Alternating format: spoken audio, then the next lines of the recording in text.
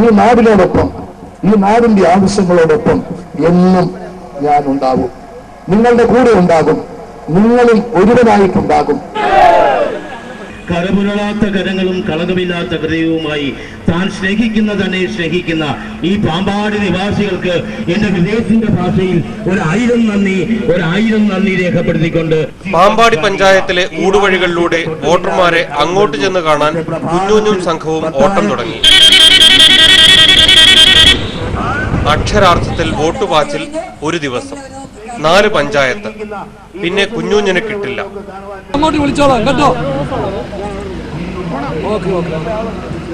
പുതുപ്പള്ളിക്ക് അപ്പുറമുള്ള കേരളത്തിലേക്കാവും പിന്നത്തെ പാച്ചിൽ. ഈ സമയം നന്നായി ഉപയോഗിക്കണം. UDF പ്രവർത്തകർ ആവേശത്തള്ളലിൽ. ആരാധനായ ശ്രീ ഉമ്മൻചാണ്ടി, പുതുപ്പള്ളിയുടെ പൊന്നോമന പുത്രൻ ശ്രീ കുഞ്ഞുഞ്ഞ്. മുത്തശ്ശിമാർക്ക് കുഞ്ഞുഞ്ഞിനെ കണ്ടാൽ മാത്രം പോരാ, അനുഗ്രഹിക്കണം. മാതാപിതാക്കളുടെ സഹോദരി മനസ്സ് നിറഞ്ഞ് പുഞ്ചിരി മായാതെ ഒരു ദിവസം മുഴുവൻ ഉമ്മൻചാണ്ടി. ത്രിവർണ പ്ലാസ്റ്റിക് മാലകൾ, UDFന്റെ ട്രേഡ് മാർക്കായ ഖദർ ഷാളുകൾ, ഇതെല്ലാം ലോറി കണക്കിനാണ് പുതുപ്പള്ളിയിൽ ഇറങ്ങിയതെന്ന് തോന്നുന്നു. കുട്ടികൾക്ക് അവധിക്കാലത്ത് തെരഞ്ഞെടുപ്പ് പൂരം ഒന്നാന്തരം നേരം പോക്കായി. ആർത്തു വിളിച്ചും ആഘോഷിച്ചും അവർ ഉമ്മൻചാണ്ടിയുടെ മണ്ഡല പര്യടനം ആസ്വദിച്ചു. റോസാപ്പൂക്കൾ ചേർത്ത് പിടിച്ചു. പൂപ്പൊലിമയിൽ കുഞ്ഞുഞ്ഞിന് ഏറെ സന്തോഷം. മുത്തം കൊടുക്കുന്ന മുൻ മുഖ്യമന്ത്രി സ്വന്തം വീട്ടിലെ മുത്തശ്ശനാണെന്നേ അവിടെ കൂടിയവർക്ക് തോന്നിയുള്ളൂ. പുതുപ്പള്ളിയിലെ ഉമ്മൻചാണ്ടിയുടെ നാട്ടുവഴികൾ ഇങ്ങനെ ഇണക്കി പറയാം. പത്താഴക്കുഴി കയറി, ഇല്ലിവളവ് തിരിഞ്ഞ്, ഗ്രാമറ്റം ലക്ഷം വീട് സന്ദർശിച്ച്, പുറകുളത്തിൽ നിന്ന് വെള്ളവും കുന്നേൽപീടികയിൽ നിന്ന് സോഡയും കുടിച്ച് പൊന്നപ്പൻ സിറ്റിയിലെ കാളച്ചന്തയിലുള്ള പർച്ചാമുണ്ടിയെ വണങ്ങി സെൻട്രൽ ജംഗ്ഷനിലെത്തിയപ്പോഴേക്കും മണിക്കൂർ 2 കഴിഞ്ഞു.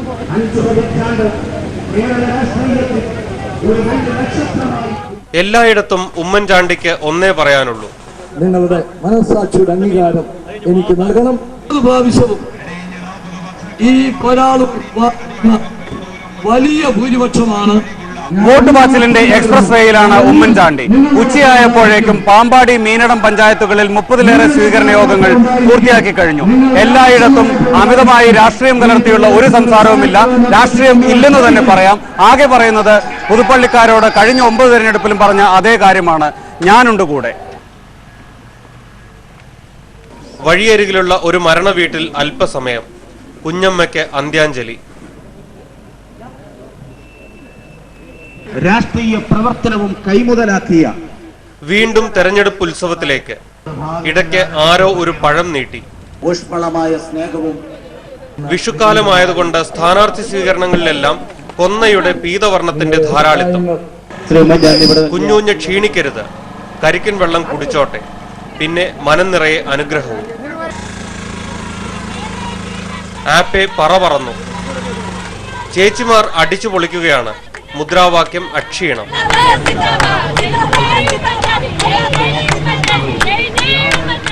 റബ്ബറിന്റെ സമൃദ്ധി പുതുപ്പള്ളിക്കുണ്ട്. വില കയറി നിൽക്കുന്ന സമയമായതുകൊണ്ട് വലിയ അല്ലലില്ല. മുത്തശ്ശി പ്രാഞ്ചി വരുന്നത് കണ്ടപ്പോഴേക്കും ഒരു ചെറുപ്പക്കാരൻ അസ്ത്രം വിട്ട വേഗതയിൽ പാഞ്ഞു വന്നു. മാല കയ്യിൽ പിടിപ്പിച്ചു. ജനങ്ങൾക്ക് നടുവിൽ ഉമ്മൻചാണ്ടിയെ കാണുമ്പോൾ കേരളം അദ്ദേഹത്തെയും കാണുകയാണ്. ആർക്കും എപ്പോഴും സമീപിക്കാവുന്ന, സങ്കടം പറയാവുന്ന ഒരു സാധാരണക്കാരൻ. അധികാരത്തിന്റെ ഗർവ് തൊട്ടു തീണ്ടാത്ത, തുറന്ന, കുലീനമായ പെരുമാറ്റം. ആരെയും കേൾക്കാനുള്ള സന്നദ്ധത.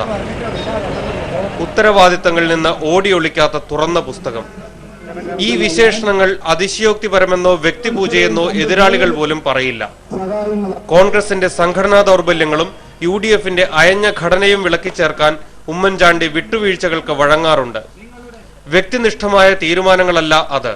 പക്ഷേ UDFലെ ചില സഹപ്രവർത്തകരെങ്കിലും സ്വയം ബാധകമാക്കാത്ത ധാർമ്മിക മൂല്യങ്ങളും സുതാര്യതയും അനുവർത്തിക്കാൻ ഉമ്മൻചാണ്ടിക്ക് മനസ്ഥൈര്യമുണ്ടെന്ന് അടുത്തിടെ നാം പാമോലിൻ കേസിൽ കണ്ടതാണ്. UDFന്റെ വികസനവും കരുതലുമെന്ന മുദ്രാവാക്യം ആദ്യം അവതരിപ്പിച്ചത് ഉമ്മൻചാണ്ടിയാണ്. പക്ഷെ അങ്ങനെ ഒരു ഡിസ്കഷൻ, കേരളത്തിന്റെ ഒരു ഫോർവേഡ് പ്ലാനിങ് അല്ലെങ്കിൽ ഫോർവേഡ് ലുക്കിംഗ് ആയിട്ടുള്ള ഒരു രീതിയിലുള്ള ഡിസ്കഷൻ ഇലക്ഷനിൽ നടക്കുന്നുണ്ടോ? UDF മുമ്പോട്ട് വെക്കുന്നത് വികസന അജണ്ടയാണ്. UDFന്റെ മുദ്രാവാക്യം തന്നെ വികസനവും കരുതലും, ഡെവലപ്മെന്റ് ആൻഡ് കെയർ. ഒരു വശത്ത് വികസനത്തിന് വേണ്ടിയിട്ടുള്ള സമഗ്രമായിട്ടുള്ള വികസനത്തിന് വേണ്ടിയിട്ടുള്ള ശക്തമായിട്ടുള്ള നയങ്ങളും പരിപാടികളും. അതോടൊപ്പം ഇവിടെ ഈ വികസനം വന്ന് അതിൻ്റെ നേട്ടം വരുന്നത് വരെ കാത്തിരിക്കാൻ പറ്റാത്തൊരു വിഭാഗം ആൾക്കാരുണ്ട്. ആ അർഹിക്കുന്നവർക്ക് പ്രത്യേകമായി സംരക്ഷണം നൽകുന്ന ഒരു കാര്യം, പക്ഷേ 1 രൂപയ്ക്ക് അരി കൊടുക്കുക പറഞ്ഞാൽ സസ്റ്റൈനബിൾ ആണോ? അത് ചെയ്യാൻ പറ്റും? അതാണ് അത് ഇന്ന് മാർക്സിസ്റ്റ് പാർട്ടി തന്നെ പറഞ്ഞു അത് അപ്രായോഗികമാണ്. സ്വാഭാവികമായിട്ടും തെരഞ്ഞെടുപ്പ് കാലത്ത് ഇത് പറയുന്നതാണോ എന്നൊരു സംശയം വരാം. അത് പ്രായോഗികമാണ്. ഞങ്ങളത് UDF പറയുന്ന ഒരു കാര്യം അത് യാഥാർത്ഥ്യമാക്കാൻ സാധിക്കുമെങ്കിൽ മാത്രമേ പറയത്തുള്ളൂ. ഇന്ന് 2 രൂപയ്ക്ക് ഇടതുപക്ഷം അരി കൊടുക്കുന്നു. 3 രൂപ 90 പൈസ സബ്സിഡൈസ് ചെയ്ത് അവർ കൊടുക്കുന്നത്.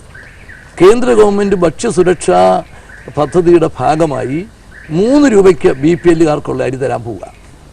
അപ്പം 1 രൂപയ്ക്ക് കൊടുക്കുമ്പോൾ 2 രൂപ സബ്സിഡി കൊടുത്താൽ മതി. 3 രൂപ 90 പൈസ സബ്സിഡിയുടെ സ്ഥാനത്ത് 2 രൂപയായിട്ട് കുറയും. 1 രൂപ കൊടുത്താൽ മതി. അത് നടക്കും. അല്പം ബാധ്യത വരുന്നത് APLകാർക്ക് 2 രൂപയ്ക്ക് അരി കൊടുക്കുമ്പോൾ ബാധ്യത വരും. അത് ഞങ്ങൾ കേന്ദ്രത്തോട് ആവശ്യപ്പെടാനിരിക്കുകയാണ്. അത് മറ്റ് സംസ്ഥാനങ്ങളും ആവശ്യപ്പെടും എന്ന് ധരിക്കുന്നു. ഭക്ഷ്യസുരക്ഷാ നിയമത്തിൻ്റെ ഭാഗമായി BPLകാർക്ക് വില കുറച്ച് കൊടുക്കുന്ന സാഹചര്യത്തിൽ APLകാർക്കും ഇന്ന് കേന്ദ്ര ഗവൺമെൻറ് കൊടുക്കുന്ന 890 നിന്ന് അരി കുറച്ച് തരണം എന്ന് ഞങ്ങൾ ആവശ്യപ്പെടും. ഒരു കാര്യം കൂടെ, ഈ 1 ലക്ഷം കോടി രൂപയുടെ പ്രൈവറ്റ് ഇൻവെസ്റ്റ്മെന്റ് അത് എത്രമാത്രം? കേരളത്തിന് പ്ലാൻ ഫണ്ട് തന്നെ ഏതാണ്ട് 10,000 കോടി ക്രോസ് ചെയ്തതേ ഉള്ളൂ. ഈ അല്ലെങ്കിൽ ഇൻവെസ്റ്റ്മെന്റ് 1 ലക്ഷം കോടി രൂപയുടെ അവസരങ്ങൾ സൃഷ്ടിക്കാൻ എങ്ങനെയാണ് കേരളത്തിന് അതിനുള്ള ഒരു സാഹചര്യമുണ്ടോ? ഇന്ന് ഫണ്ട് ഒരു പ്രശ്നമേ അല്ല. എത്ര രൂപ വേണേലും മുതൽ മുടക്കാൻ വേണ്ടി ഇവിടെ NRIക്കാർ തയ്യാറാണ്. ഇന്ത്യയിൽ തന്നെയുള്ള വ്യവസായികൾ തയ്യാറാണ്. മലയാളികൾ തയ്യാറാണ്. പക്ഷേ അതിനുള്ള സാഹചര്യം ഒരുക്കണം. ഇൻവെസ്റ്റ്മെൻറ്റ് ഫ്രണ്ട്ലി അറ്റ്മോസ്ഫിയർ കേരളത്തിൽ ഉണ്ടാക്കുക. UDFൻ്റെ കാലത്ത് ഉണ്ടാക്കി. UDFൻ്റെ കാലത്ത് 2003 ശ്രീ AK ആൻ്റണി മുഖ്യമന്ത്രിയായിരുന്ന കാലത്ത് ഇവിടെ ഗ്ലോബൽ ഇൻവെസ്റ്റർ മീറ്റ് കൊണ്ടുവന്നു.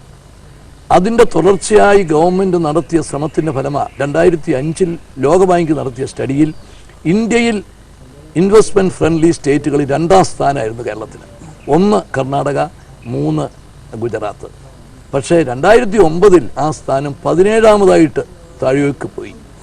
അപ്പം ഇന്നിപ്പം 1 ലക്ഷത്തിൽ കൂടുതൽ ചെയ്യാൻ സാധിക്കും. പക്ഷേ അതിന് വേണ്ട സാഹചര്യങ്ങൾ നമ്മൾ ഒരുക്കി കൊടുക്കണം.